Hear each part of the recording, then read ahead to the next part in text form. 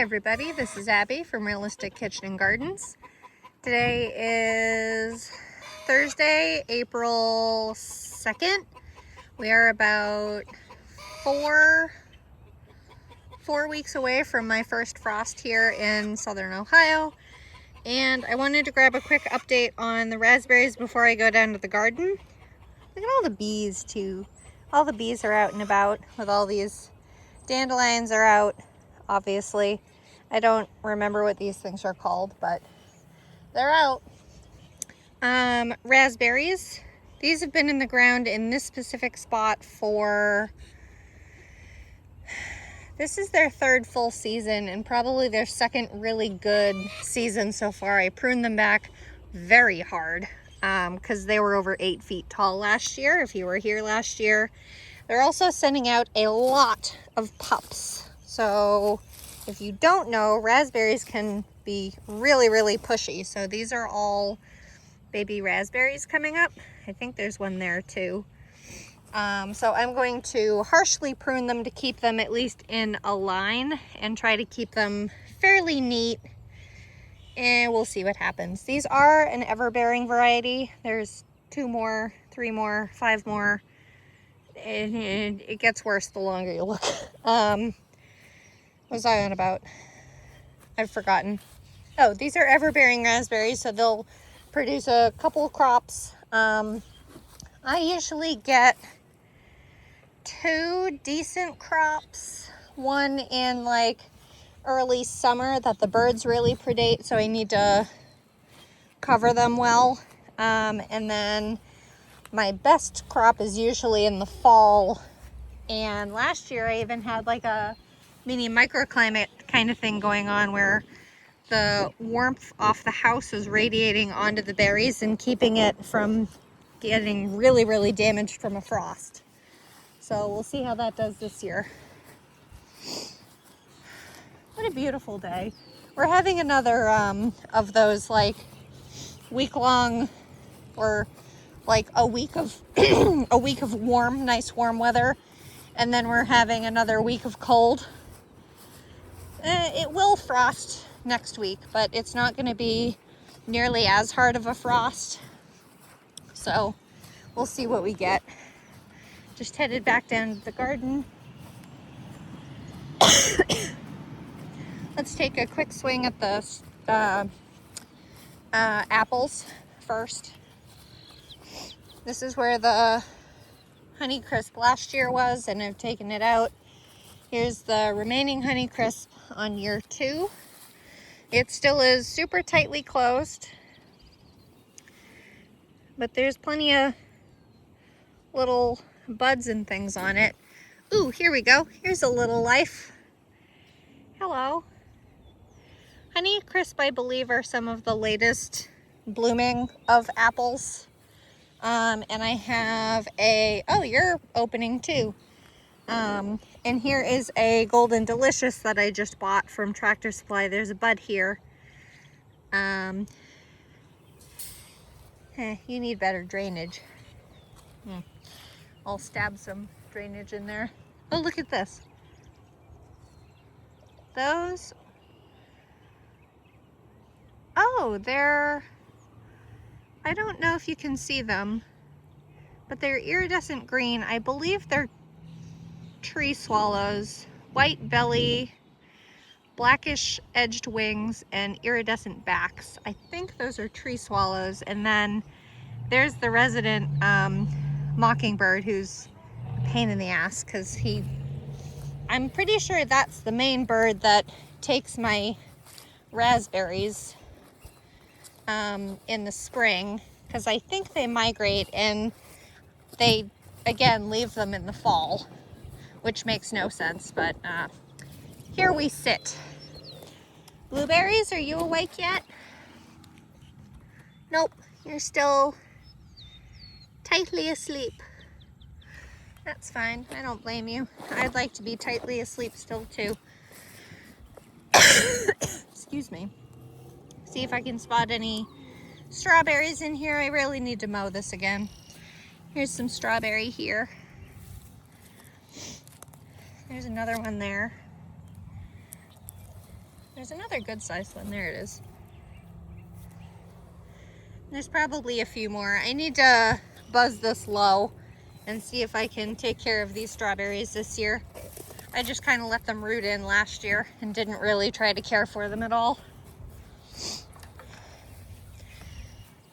I need to get a lot more work done in the garden here. I'm running late on a number of things, but my son is going to be 16 months old tomorrow, and the only time I really have is either when he's napping or after he's gone to bed. Whoop.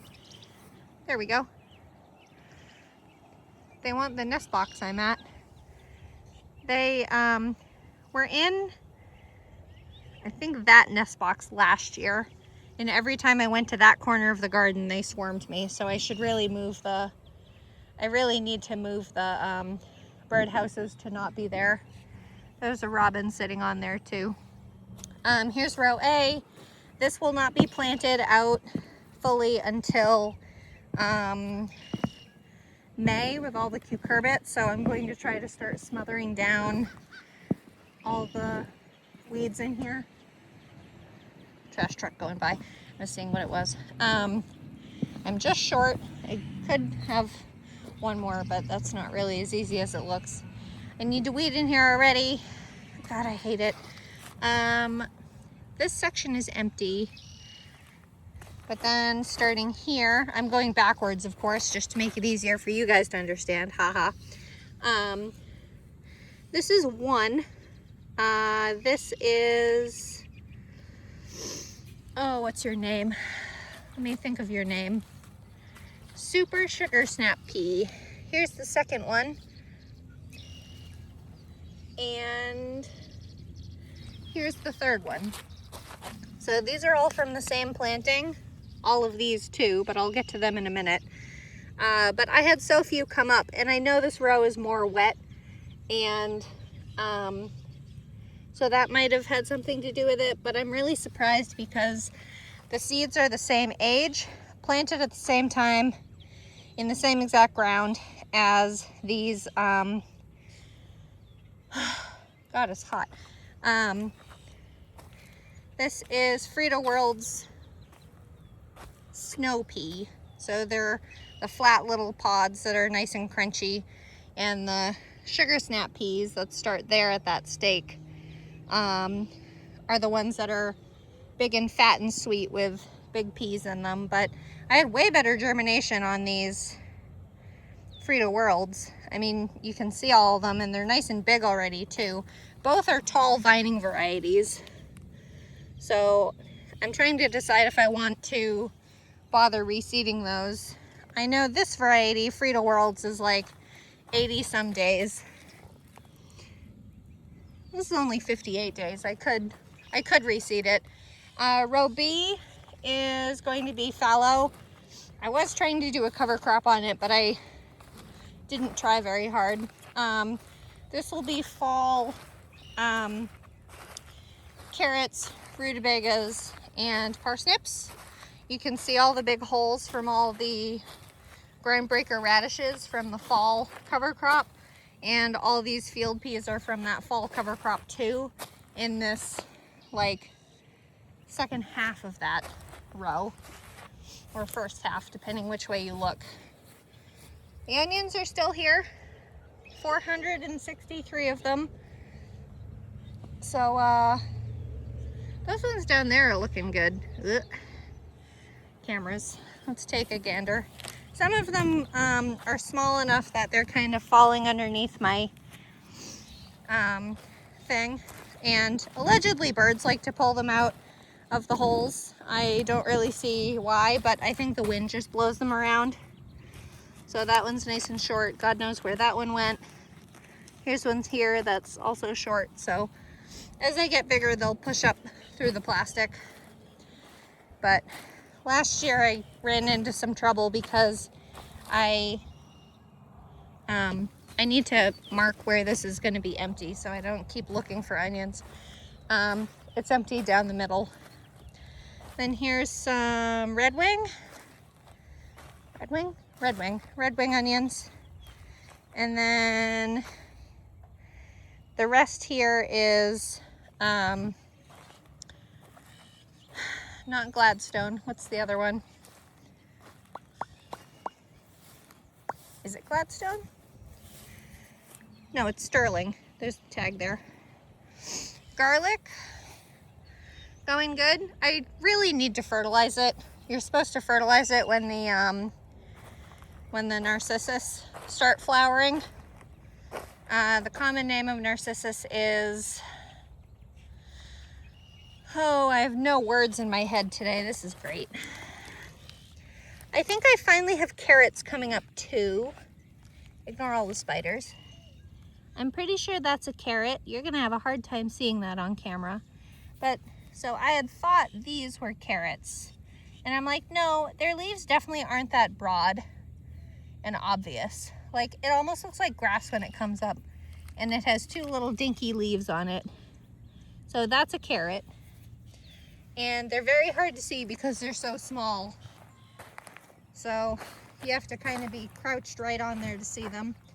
But they're getting there. Here's a couple carrots that are a little bigger. There's two here. So you can see what I mean. But I basically sprinkled, there's a good amount of them here. It's gonna be hard to see on camera, I'm sorry. There's one there at my finger. There's another one. I sprinkled an entire packet of seeds in here because I just didn't have the attention span to lay them out neatly. So that's one variety of Berlin orange nanties, and then this variety here is a rainbow blend from Eden Seeds. Both are roughly 500 seeds, assuming I got 100% germination, which will never happen in carrots. But there we go. Here's the half row that'll have green beans planted out probably in May. The weeds are already ahead of me. I tried to start early. Catnip is here amongst the grass. I need to pull that out before it gets too big. The lemon balm is actually going more crazy than the catnip. I usually grow catnip just for the flowers because a lot of pollinators like it, but it is a really big plant. So I have to move it every year so it doesn't get its roots too spread out. Same with lemon balm. I move it every year as often as I remember. Here's the spring brassica row, at least the first half of it. This is Tundra Savoy cabbage, I'm gonna go over this every time I do these videos because I know there's always new folks in every video, usually one or two. But this was seeded last, I think, May or June. Transplanted out in the garden in, ooh, there's another swallow. And there's its mate. I love the swallows. I don't think they're purple martins. I think they have a lot more blue on them. I think they're tree swallows, because they wouldn't nest in a box if they're barn swallows. Anyway, transplanted in August in that row, which is now mostly empty. And I just transplanted them maybe 2 weeks ago, and they did not care about being transplanted. I just tripped on one of my own stakes. So 3 of the 6 actually survived the winter, which these are actually advertised to be overwintered. You will not get a crop of them the first year. So it's kind of nice to have a cabbage almost ready to harvest, you know? Like, look at the heads on them. They're nice. They're pretty firm. I mean, the savoying gives it a little bit of a different texture depending on how fussy you are about your cabbage texture. But I like them. We'll have aspabroc in here, which is a broccoli rabe, broccolini type thing. And then I think 2 tiara cabbages. And I forget what's going to be in the second half of the row.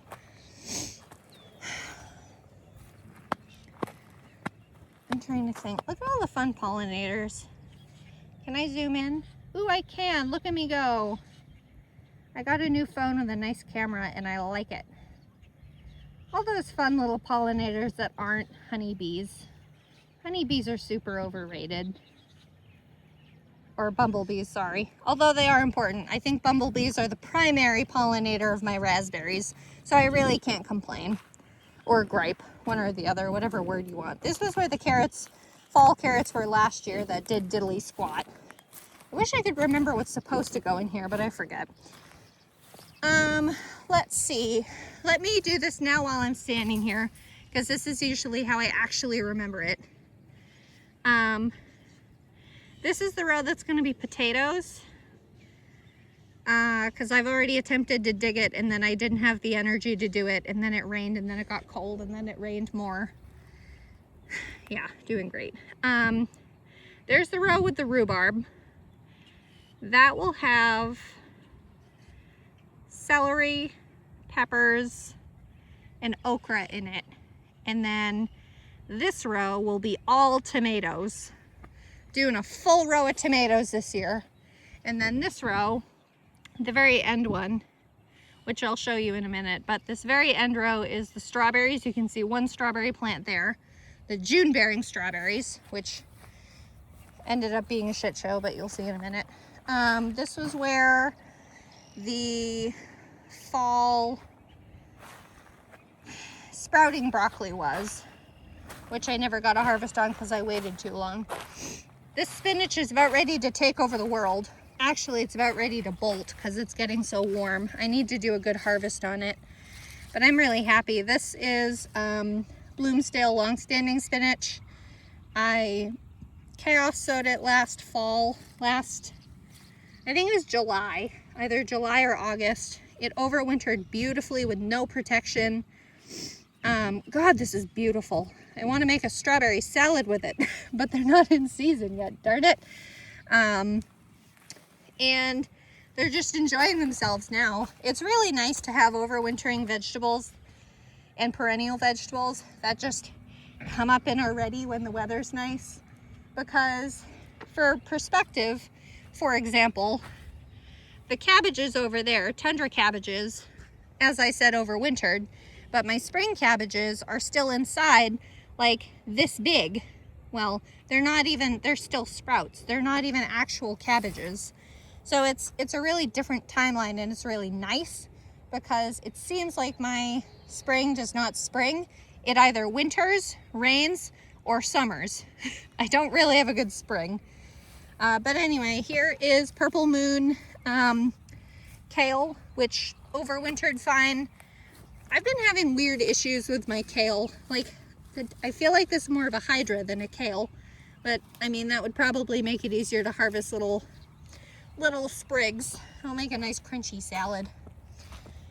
And continuing on the tomato row, this is where Promise cabbage was, which never produced and ended up obviously rotting here, so I'll need to take that out.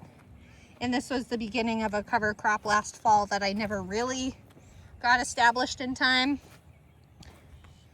Ooh, chamomile. Look at all this chamomile coming up. That's so fun.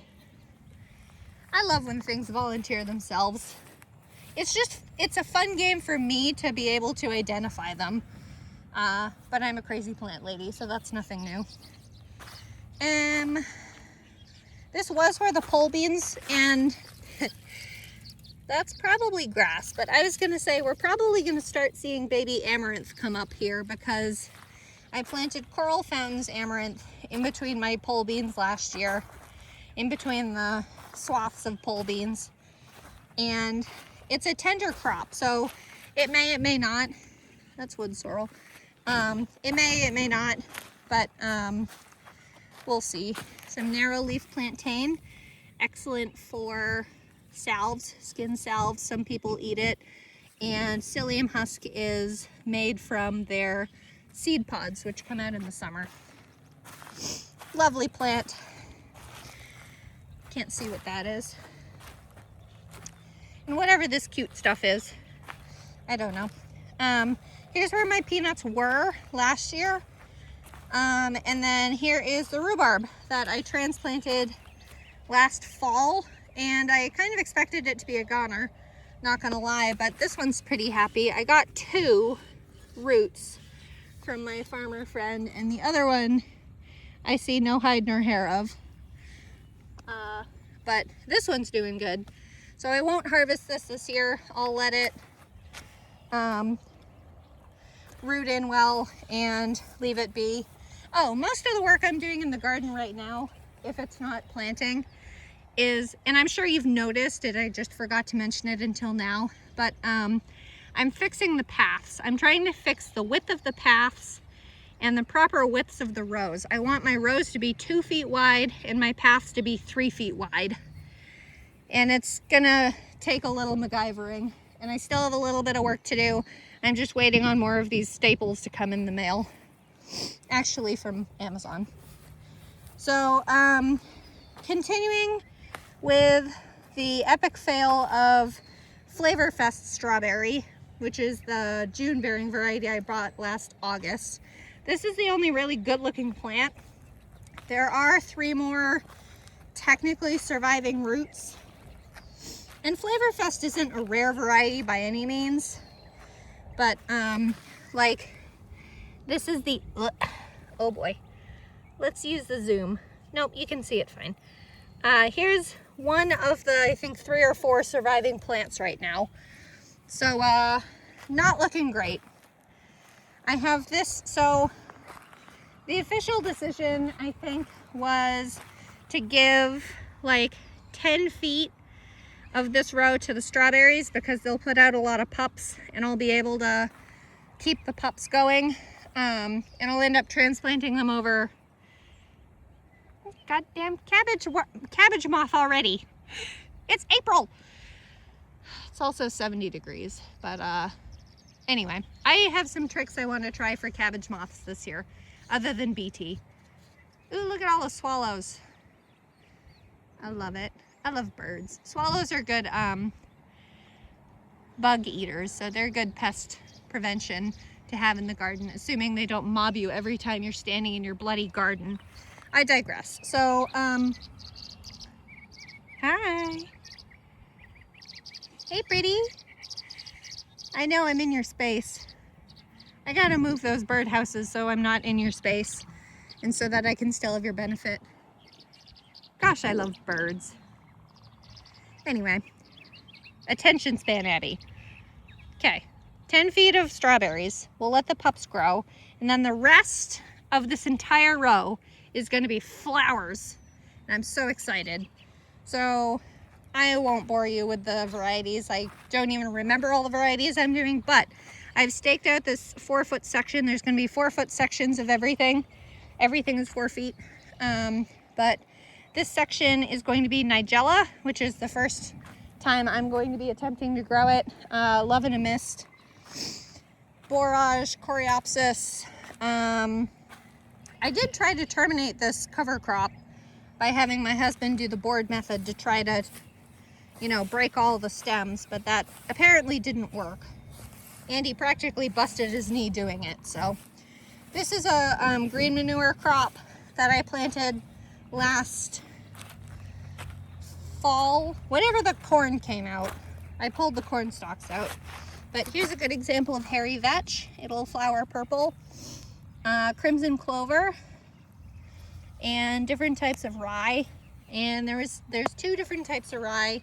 Some was supposed to be winter killed and some was supposed to be good for this time of year. But oh boy, I'm gonna have to wear a hard hat in this garden this year. The swallows love the birdhouses. Anyway, I need to get my potatoes in once the ground dries out in this row. I need to get the Nigella seeded. I'm gonna try direct sowing them. And if I ever have the memory to take a video, if I ever have the memory to take a video of my seed starts in the basement while my son is awake, I will post that as well as my indoor seed start tour. But my seed starting area is directly under his bedroom in the basement, and there's no insulation between the floor and the ceiling and the floor, basement to upper floor, so that will immediately wake him up. So I need to do that. Anyway, things are really ramping up I'm going to be starting all my cucurbits here really soon. That's a really colorful bird. I wonder what that was. Might have been a thresher? Is that what they're called? Thresher? Anyway, I digress. Bird watching today, apparently. Yeah, I'm going to be starting all my cucurbits inside. I personally like to. It kind of prevents wasting seed because I feel like it's so inconsistent outside. And some seed I get is kind of premium compared to things that you just throw in and hope for the best. I'm not opposed to hoping to the best, obviously, with my carrots sown, but that's all for now. If you like this kind of stuff, please like, comment, and subscribe for more at Realistic Kitchens and Gardens on Facebook, as well as the YouTube. Okay, thanks. Bye.